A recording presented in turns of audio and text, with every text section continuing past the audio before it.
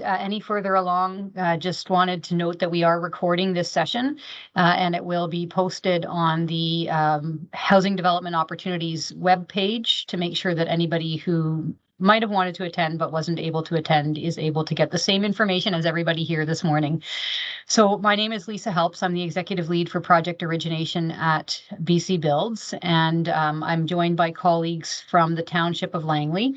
For those of you who are going to be spending the morning with us, essentially, we have three separate Township of Langley properties and therefore three separate info sessions. So just for absolute clarity, we're here from 8:30 today to talk about 20230 72B Street in the Township of Langley. The next info sessions will cover off the next properties. So before we get to your questions, which is really the primary purpose of our time together, I'm just going to walk you very briefly through an overview of the process that we're in, and then I'm going to hand it over to Township of Langley to just give a little bit more information on the site that they've put forward. And then really the thrust of today's opportunity is for you to ask all the questions you need to ask in order to put together really great submissions for this property. So I'm just going to share my screen and walk through where we are in this process. So, and this is all on our webpage for anyone who wants to take a deeper dive.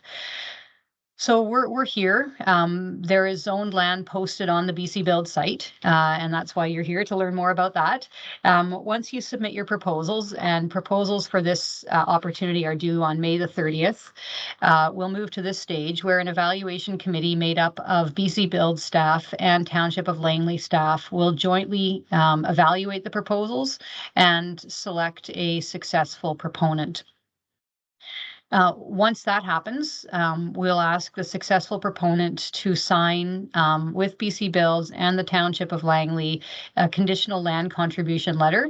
And that letter lays out what each party is expected to do in order to get this project from the signing of the letter under construction within a 12 to 18 month period.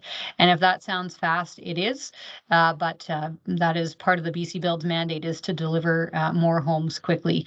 So in that year period, BC Builds would work on the construction financing and funding of the project. The Township of Langley would work to expedite the development permit and building permit. And of course, the developer or builder that we select would work through the development permit, building permit, tendering for construction, and then getting to construction. So that's a high level overview of the process. I just want to highlight the evaluation criteria for just a moment. And this one's, I think, a bit different than the others because the township has created a housing trust that will be the owner operator. So essentially, this is a turnkey opportunity. And important to note, when you're building your pro forma, because the building will be owned and operated by essentially a nonprofit society, when you're building your pro forma, the BC Builds grant funding on a per unit basis applies. And I can talk about that more in the question period, or you can read the program framework to learn more. But just for transparency, and this is listed in the property opportunity notice, here's what we're looking for when we're evaluating these proposals. So the highest number of points, 20% of the score, is for financial viability and sustainability. And what that means is, can the project carry itself without an ongoing operating subsidy? Because BC Builds is a rental supply program. It's not an affordable program or a supportive program. There's no ongoing operating subsidy. Here we get into the grant amount. So we're awarding 15%, or 15% is being evaluated based on the amount of per unit subsidy required. BC Builds buildings need to be 80% of units at market and 20% of units at 20% below market. And the per unit subsidy that we would put into a project is based on getting 20% of those units down to 20% below market. So in essence, the lower amount of per unit subsidy required to get 20% of units to 20% below market, the higher the score here. we are baseline is percentage of units at 20% below market. So the baseline is 20% of units at 20% below market. That is a requirement, and that's laid out in the program framework.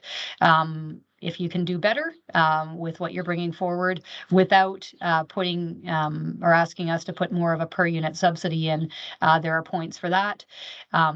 The target household incomes are laid out on the website and in the program framework. We want to make sure that we're hitting those household incomes. Obviously, that's a qualifying criteria, but if you can do better, we're awarding points for that.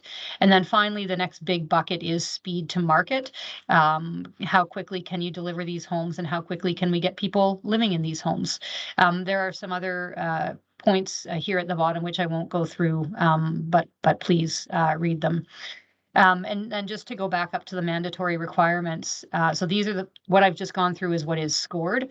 Up here are the mandatory requirements. You need to be an eligible applicant. You need to meet the target household incomes. You need to, this is irrelevant. We're not going to be evaluating property management experience on this because the township already has their operator. They are the operator. And then you do need to have demonstrated development experience. So these things aren't being graded. We will answer yes or no to these, and then we will evaluate proposals that make it through this gate. And all of these things are spelled out up in the property opportunity notice. So I've mentioned the rental program framework a number of times. It's actually in each of the property opportunity notices. We've put a link to it 3 times. You're strongly encouraged to read it when you're putting your proposals together. So with that, I'm going to stop sharing, and I'm going to turn it over. Teresa, is it you that's going to speak to this from the township, or somebody else? Nick's going to take care of that. All right, Nick. So if you can tell us a little bit about this property, and then we'll go to questions from the folks who are here. Thank you, Lisa. Hi, everyone. I'm Nick. I lead government relations at the Township of Langley. I'm joined by my colleague, Teresa Hansen, who is the manager of development planning, and Colin Moore, a senior planner at the Township of Langley. I'm just going to share my screen because I have a short presentation.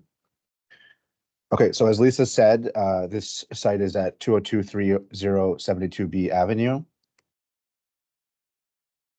There you go.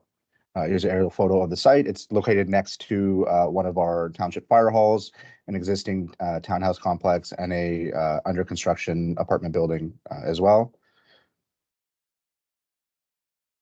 It's part of the Willoughby Community Plan and the Central Gordon Estate Neighborhood Plan.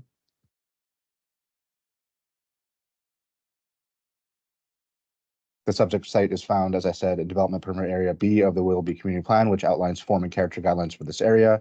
The subject site is zoned Comprehensive Development Zone CD 193.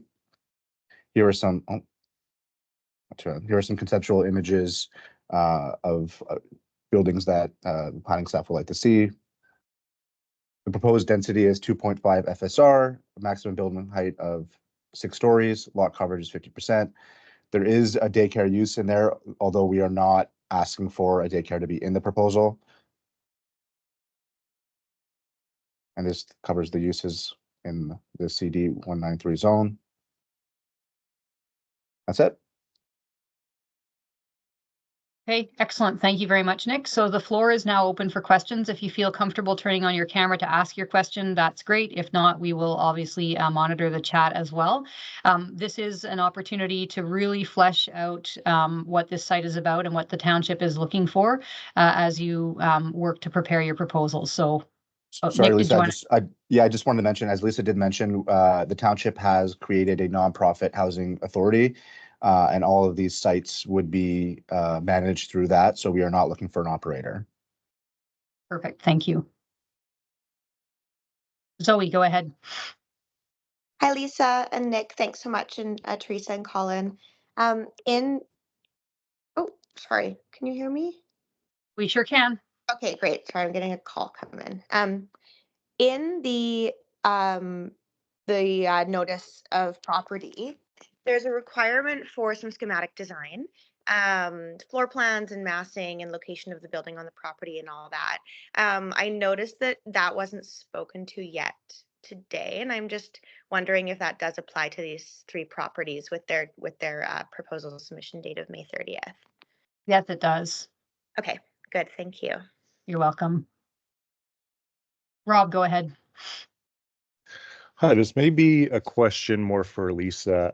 It's just about the financing portion of these projects. Understanding that the proponents can provide equity contribution. What about the covenant on the loan? Is that something that BC Housing would provide in terms of guaranteeing the construction loan throughout this process? Great point. So the construction, after the signing of the conditional land contribution letter, the financing and funding would be worked through, and because it's a partnership with the township, and because it's a BC Builds project, the construction financing rates and everything that you need is on the website. In terms of a covenant on the loan, can you just say a little bit more about that, what you mean by a covenant on the loan? Yeah, sure. I'm just talking about the loan guarantee. When a financial institution provides a loan for construction or anything, usually there's somebody guaranteeing or backstopping the loan. And so I'm wondering if the proponent is expected to provide that guarantee, or if that's on either the township or BC Builds or some other entity. Great question. Yeah, that is on the owner operator of the property. So that's on the township. Okay, great. Thank you. Okay, and our loan guarantee, but just in case the township's freaking out or worrying, it's a standard process, and you just need to basically show that you've got the resources on hand to cover the loan if something goes wrong. But we also have a whole bunch of mitigation tactics during the construction process, and BC Build staff is heavily involved along every step of the way on these projects once construction starts. So we mitigate the risk in that way as well by being really involved on site and so on. Paul, go ahead. Thank you very much. Is there a target for the amount of suites and the mix of them between 1 to 3 bedroom? Is there any guidance on that?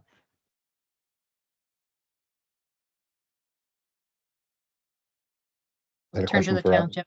It's a question for you folks. Yeah, others have answered this based on their housing needs assessments, what their city housing needs assessments say that is necessary. So Yeah, I would say there isn't any specific requirement for it, but we do have some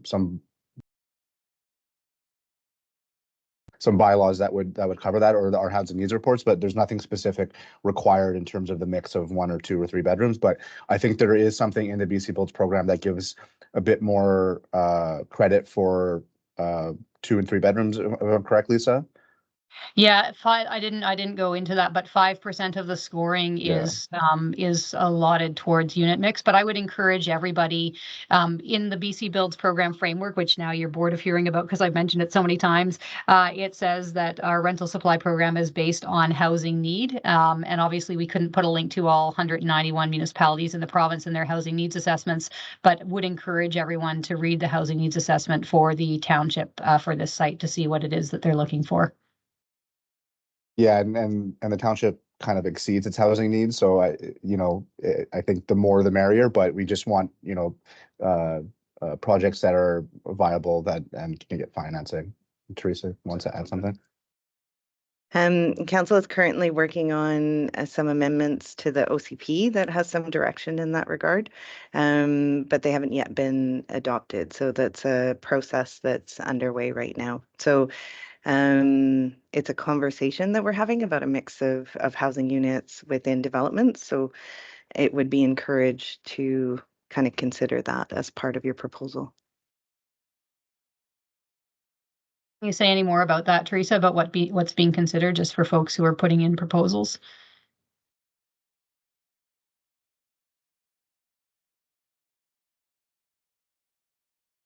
I can find the report to council and share it in the chat. Okay, and then Ali, will you download it? And then we'll, one of the things that we're going to do after this session is we're going to put up an updated property opportunity notice for this property. Nick has sent over some additional information, and then we'll amend this council report as well. And the new, and they'll be flagged very clearly as updated on the site. And you can download Teresa's report. You can do it here, I guess, and the additional information will be available early next week. Okay, thanks for that. Other questions? Thanks, Ali. Excuse me, I made I have one question. So I just want to add this question about the distribution of the units. So I know the township doesn't have any, specific requirements for how we're gonna put forward our application in terms of unit distribution, but whenever the funder would be on board, pretty much CMHC or BC Housing, other funders, they have their own, policies on the distribution of units. I'm wondering whether the city considered that before or not, or what we should do if, for instance, CMHC asks us to bring up the other distribution units. And my second question is, I saw the pro forma, the format that you pulled up in the website. So in terms of 50-year AMs, it makes sense because CMHC normally, CMHC the format is based on 50-year AMs, but for BC Housing, I'm not quite familiar which specific program we can, or BC Bills has off the top of their head to apply. I don't think so. You can apply for CHF because CHF is very, specific programs, 20% shelter, 50% RGI. I think you are looking for 100% RGI. And I'm wondering which specific program from BC Housing you may be eligible to apply. I mean, BC Bills may be eligible to apply if you have anything off the top of your head. Yeah, absolutely. Thank you. So there was lots in there, really important questions. So BC Builds is the program at BC Housing. BC Builds can provide interim construction financing at below market rates, grants into a project as long as the project is owned by an operator, owned and operated by a nonprofit, First Nation, or co-op or housing authority owned by municipality, et cetera. So a non-market actor. And we can provide 35-year takeout financing. The interest rates, so that you can build your pro forma for a BC Builds project, the interest rates are on the Housing Development Opportunities page. If you scroll down about 2/3 of the way on the right-hand side, click on interest rates, and it tells you our current and projected construction financing rates and takeout financing rates. So that's how you should build your pro forma based on the BC Builds 35-year amortization with those interest rates. We do have an arrangement with the federal government that they've set aside $2 billion for BC Builds in low-cost financing with the 50-year amortization. But build your pro formas on 35 years. The successful proponent, once we get that group selected, then we can look at opportunities through CMHC. Back to the first part of the question, the distribution of units required is there's nothing specific, and CMHC doesn't either on the apartment construction loan program have a certain distribution of units that they're expecting either. So build your pro forma based on the interest rates on the website, assume a 35-year amortization, and the funding and financing program is BC Builds. That is the program through which this property opportunity is coming. Thank you for that question. That was helpful. Okay, I'm going to go to Parker and then Bobby. Parker, go ahead. Hi, thank you, everyone. Just a question here. As we go through and build our pro formas, Township has a bunch of development cost fees, neighborhood planning fees, property taxes. Would the Township planning staff be able to comment on what fees are going to be waived for these projects? It would be in the report to council, which we will post on the property opportunity notice after this. Yeah. Thank you, Nick. How about, sorry, one other question while I'm asking. In regards to property taxes, are we required to be carrying a number in our pro forma for property taxes for these projects? No. Yeah, thank you. Sorry, just I don't know. Did Teresa and Nick actually have the same answer to that question? No, I think we were both unsure. Yeah, we think we're unsure about that. I don't, Lisa, maybe you can speak what other projects are doing. I mean, can we pay property taxes to ourselves? Yeah, I mean, you would waive the property taxes. So they don't need to be included. If the municipal housing corporation, sorry, can you just, I always forget the name of the actual society. What's it called? Township of Langley Housing Trust Society.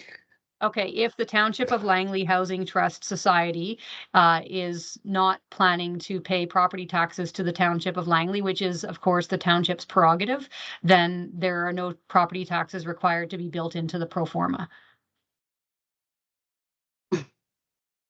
So just confirming. I would say include it, and then we would, if council decides to not charge property taxes, we can talk about that later. But I would include it for now. Okay, so for clarity, everyone submitting for this proposal, please include property taxes in your 5-year pro forma. Thank you. And I should mention, in case people haven't seen it yet, you can submit the information in any way you want, but using the capital and operating budget that's supplied will make it easier for us, and also make sure that you submit complete proposals. The link to that Excel sheet is in 2 places. It's in each of the property opportunity notices, and it's also on the website. And in that, you'll see the kind of information that we're looking for. So property taxes is a line item, and for this proposal, do include it. And then the successful proponent can have conversations with the township about a potential waiver. Bobby, go ahead. Yeah, my question was just about this housing authority as well. Do you have a list of non-preferred housing operators that you want to work with, or if you're going to manage these units and take this on, just maybe describe that process, what that looks like? We're still in the process of setting it up and putting together terms of reference of how the operations would actually function internally. So can't comment specifically on how it would be done, whether it's internally or hiring an external operator to manage it. So would it be likely an RFP? It would have to be if we decided not to do it internally, we would do an RFP. Yes. Yeah. So once again, no nonprofit can apply on this project because it's going to the housing authority, correct? Like once it's built, it's turnkey to the housing authority? Correct. Yeah, okay. Thank you for that clarification. Other questions? What else do you need to know in order to submit good proposals to the township? Excuse me, may some another question. Okay, sorry, actually, Mason, before I come back to you, I just want to go to somebody who hasn't asked a question yet, and then I will come back to you. Casey, go ahead. Hey, thanks everybody. Lisa, can you confirm that the BC Housing Design Guidelines and Construction Standards either apply or do not apply to this project or to these projects?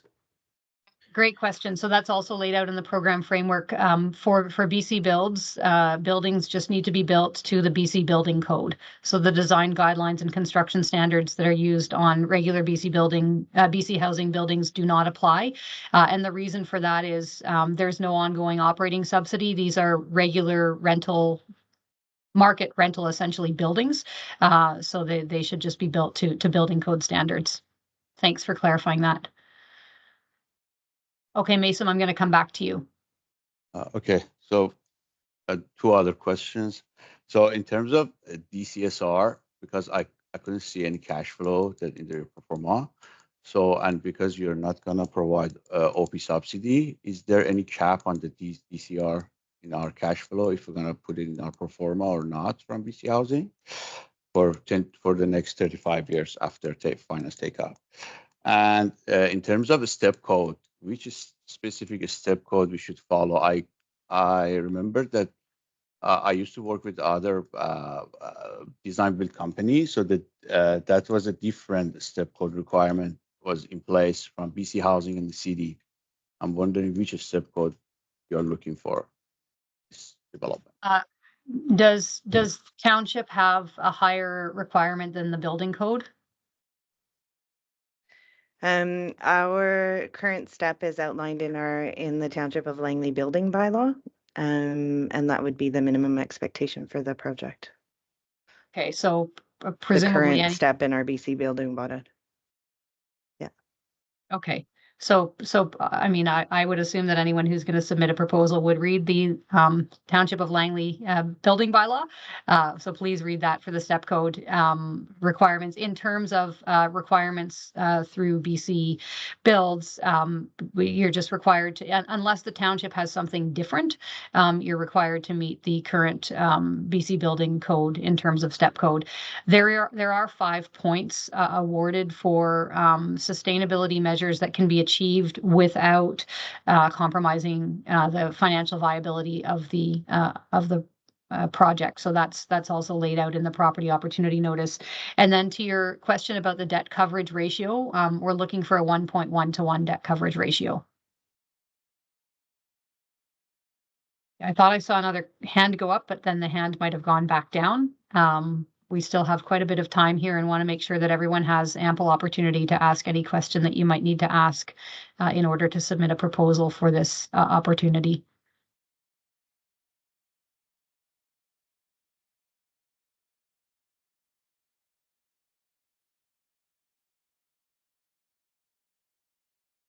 Okay, a second final call. And a third final call for questions. There, it's Adam Perry. Adam, go ahead.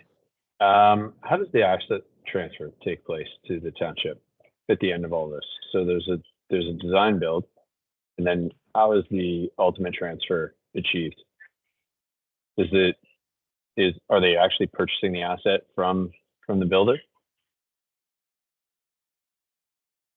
That is a really good question. I think that those specific details would be worked out through the conditional land contribution letter to figure out what would work best for all parties. We haven't thought that far ahead in terms of how that could work, but when we select the success, if you've got ideas about the best case scenario for yourselves, put that into the proposal. But that conditional land contribution letter, that really becomes the binding document where we all commit to what's going to happen over the next until occupancy, essentially. So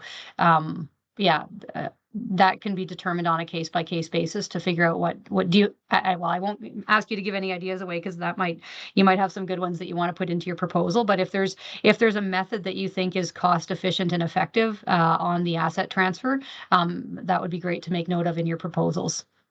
Okay. And so my understanding is the land goes in at a nominal fee, essentially. So there's no land cost in your pro forma. Is that right? That's correct. Okay. And then the $225,000 per unit. So the grant amounts, how are they applied?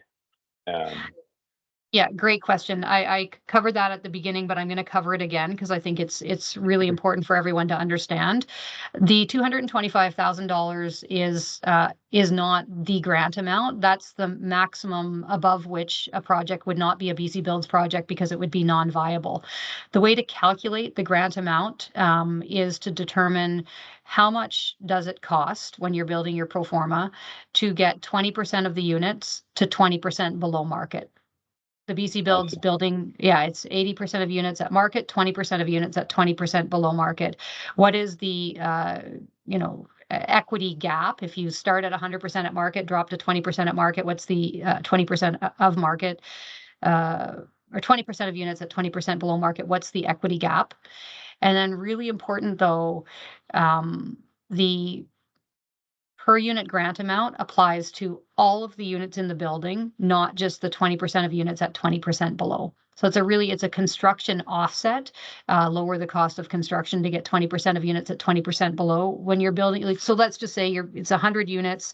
And 20% of the units are 20% below, and it costs $137,000 per unit to get that to get to that 80-20 split. That $137,000 grant amount should be applied in your pro forma to all of the units in the building. That's the total grant.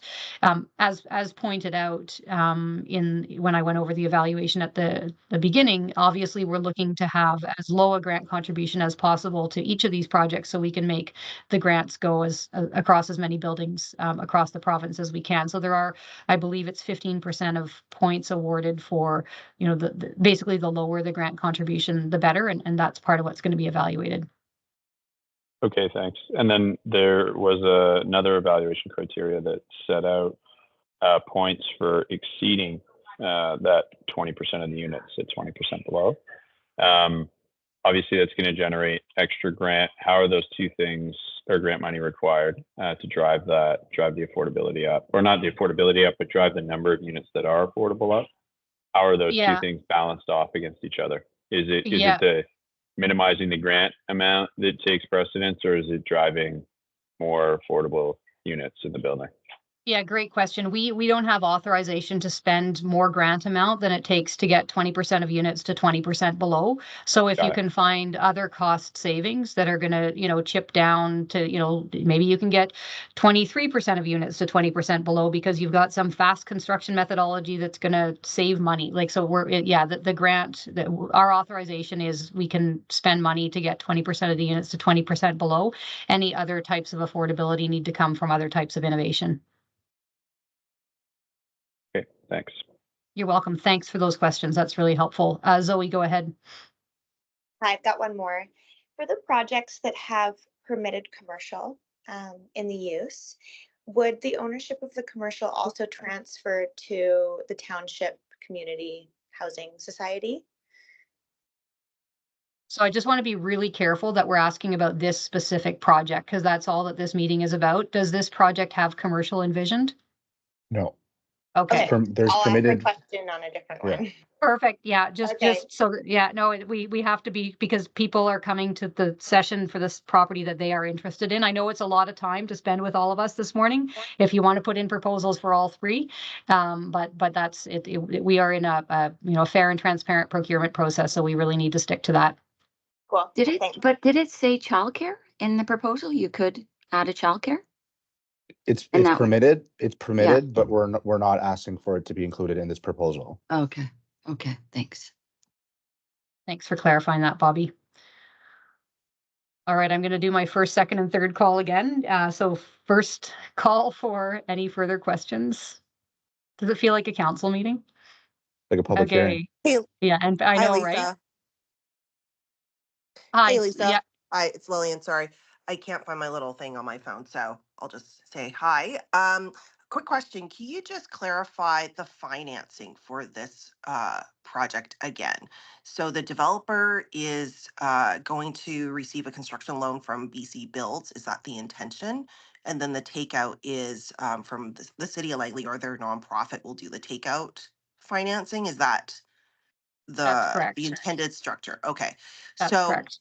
okay, so then that means that you could still bring in, look at CMHC for financing, except for CMHC, you're not going to be able to go after a co-investment loan unless it is a nonprofit developer. That's not contemplated. That's not the expectation, correct? You're going with conventional financing that's available to a market developer. Say more about what? Say more about So the in a conventional. Well, if we go with co-investment, for example, let's say that they'll give you an additional grant. You can probably reduce some of your units, the rents, et cetera, because there's a grant contribution.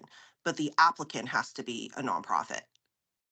So, and then Yeah. that, yeah. That's a great point. So what we're asking people to build their pro formas based on is BC Builds financing the total project, construction financing, grants, takeout financing. Once a successful applicant is selected or proponent is selected, we may want to work together with that applicant and with the township to I think, well, first of all, just for clarity for everyone, co-investment, the federal co-investment program is not called that anymore. It's called the Affordable Housing Fund. Secondly, I think we've got to fast track into the apartment construction loan program. We can prioritize projects and send them through that stream. There's no additional grant that's provided through the ACLP like there is for the Affordable Housing Fund, but there is a longer amortization period, 50 years, and lower interest rates, which does bring down the carrying costs and then can lead to dropping the rents. But no one will have CMHC confirmation by May 30th. I can guarantee it. So we'll just build the pro formas based on what we do know. Is that helpful, Lillian? Yeah. No, thanks for the clarification. Okay, you're welcome. Mason, go ahead, back to you, and then I'll go to Bobby. Another two questions. Sorry, I have always two questions for you. No, good. It's So- good. It's good. So the first question is about lease. So out of my experience, the lease would be a kind of three-way contract between us, the city, and BC Housing needs to review the lease agreement, because I know BC Housing has its own template for lease. So I'm just want to be sure that the process is quite same that I pursued before. So first of all, the city will be providing us with the business terms of the lease, and we will discuss I'm on. sorry. I'm just going to interrupt for just a moment, just to save. So there is no lease here. The building will be built by the successful proponent, developed and built, and then the building will be owned and operated by the Township of Langley Housing Trust Society. So there's no lease involved in this situation. But something about lease of 60 years lease mentioned in the RFP, I guess. So that's why I was asking about that. Yeah, no, that's a great question. If you read it carefully, there are some municipalities that are involved in this process where they are leasing land to a nonprofit or private owner operator. This specific opportunity doesn't involve a lease. It involves the township owning the building. Okay. So the second question is about vacancy loss. So just always BC Housing mentions 3 months for vacancy loss. I mean, after occupancy, I mean, after takeover up to finance takeout, you just give the operator 3 months for takeout financing, which is not quite viable to occupy that building within the 3 months. I'm just gonna ask whether BC Housing can reconsider this duration or extend this or not. It's a good question. I don't know if that policy applies to this this situation. These are just regular market rental buildings. So when you're building your pro forma, think about how long it would take to rent this building up to people who live and work in the Township of Langley, who may be nurses or construction workers or small business owners. If that's a vacancy loss of 3 months, if it's 4 months, if it's 7 months, put whatever it is you think it should be into your pro forma based on building this for the market, not for BC Housing. Thank you. You're welcome. Okay, Bobby and then Joy.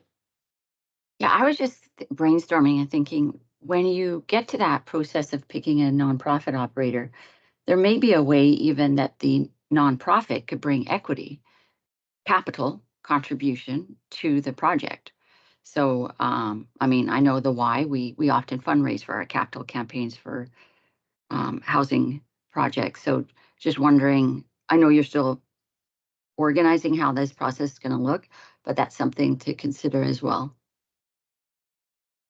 Okay, thank you. I think that the township can consider that once they get to the selection of an operator. Good point. Yeah, nonprofits can bring equity sometimes. Joy, over to you. Yeah, so this has been really interesting for me. I'm not actually going to put a proposal together for this. I'm just trying to learn from this. We're a nonprofit. We do operations. We have built and done operations. So I am curious how Langley's going to operate it. But doesn't the original performa require an understanding of operating expenses? And if Langley's operating it, how would someone build that into the performa? How do they know what their annual OpEx is? Because hopefully we're going to get proposals from people who build rental buildings all the time and have a sense of what it costs to operate a rental building.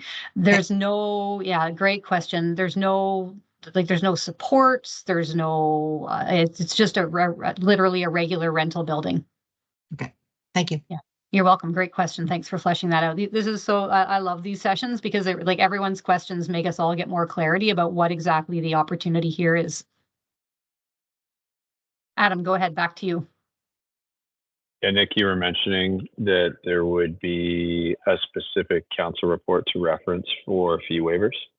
Is that been posted in the chat?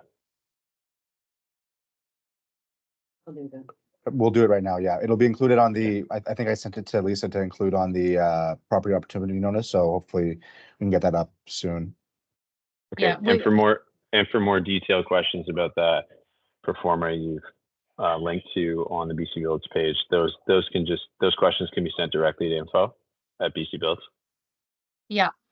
Yeah, you can send your questions directly to us. We'll redirect them to the township, and then anything that's shared that's hasn't already been covered in this session, we would again update the property opportunity notice so that everyone has access to the answers.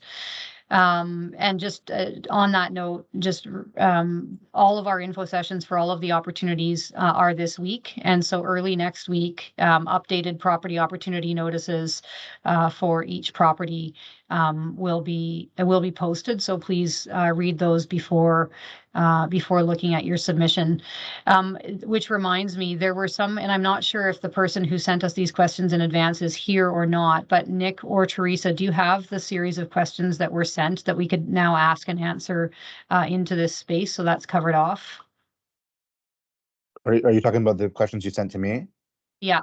That was for the next property. Okay, there were none for this property? No. Okay, perfect. Okay. Any other questions that people want to ask?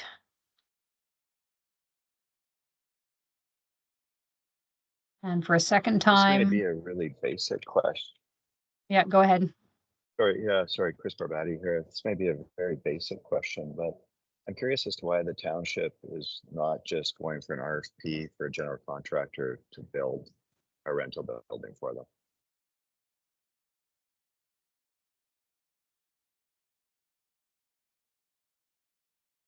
It's a great question. That's not the direction council gave us. Council gave us direction to work with BC Builds for these properties. I think if BC Builds doesn't pan out for the township in these properties, if we don't get proposals, that would probably be the route that we would go. But you know, we've been working with the province kind of hand in hand on this program, and we're excited to see it come to fruition. And you get grants. Why wouldn't you? Exactly. There's an incentive. And you can't do that without going to an RFP or a builder developer to run the whole process. You only have access to the grants if it's run this way. The township doesn't get access to the grants. No, they would. I mean, the township could have opened up an RFP, selected a builder, and then come to us through the other BC Builds pathway, which is we've got a property, we're looking for financing and some equity contribution into the project. So yeah, both pathways are totally fine. I think it's just a decision that the council made. Okay, thank you. Right. First call for final questions. Second call. Third call. Okay, so just a reminder to everyone, the submission is due May 30th. You send the submission to info@bcbuildshomes.ca. If you have any follow-up questions coming out of today's meeting, please send them to us at info@bcbuildshomes.ca. We'll get answers, and then we'll post those answers on the property opportunity notice so that everyone is able to see them and read them. Even if we don't get one more question coming out of this or after this info session, we will, as noted, update the property opportunity notice with the PDFs that were posted in the chat today, the report to council, and then some other information about the site that Nick has sent forward to us.